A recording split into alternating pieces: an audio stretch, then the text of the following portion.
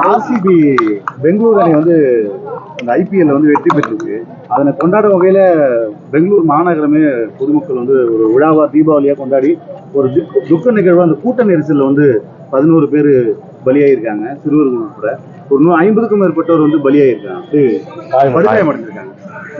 காங்கிரஸ் பேரியக்கத்தின் சார்பாக என்னுடைய ஆழ்ந்த இரங்கலையும் வருத்தத்தையும் தெரிவித்துக் கொள்கிறேன். இது எவ்வளவோ சம்பவங்கள், எப்படிப்பட்ட விபத்துகள், மரணங்கள் நடக்கின்றன.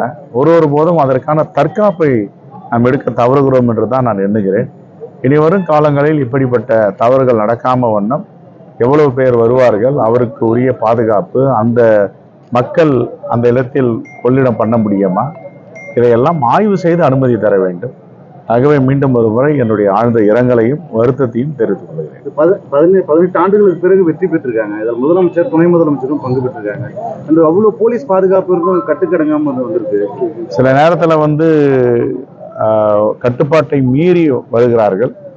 எவ்வளவு ஜனத்தொகை அந்த சாலையில இருக்கமோ, ஊர்வலமாக செல்லும் பொழுதும் கூடும் பொழுதும் அவ்வளவு ஜனத்தொகையை தான் அனுமதிக்க வேண்டும். கட்டுக்கடக்காமல் ரசிகர்கள் வெறித்தனமாக வரும்பொழுது இப்படிப்பட்ட விபத்துகள் நடக்கின்றன. வேகம் தேவைதான், அதே இடத்துல விவேகமும் இருக்க வேண்டும் என்று பல முன்னுதாரணங்கள் இருக்கின்றன. ஆகவே இப்படிப்பட்ட நிகழ்வுகள் இனி வருங்காலங்களில் நடக்காமல் எல்லா மாநிலங்களும் இதை ஒரு பாடமாக எடுத்துக்கொள்ள வேண்டும். எதிர்கட்சிகள் வந்து இது வந்து கருப்பு தினம் அப்படின்னு இறந்தது துக்க தினம் தான், அதுல மாற்று கருத்து கிடையாது நமக்கு. அது என்ன நடந்தது என்பதை அவர்கள் ஆய்வு செய்யட்டும், பிறகு நாம் சொல்லுவோம்.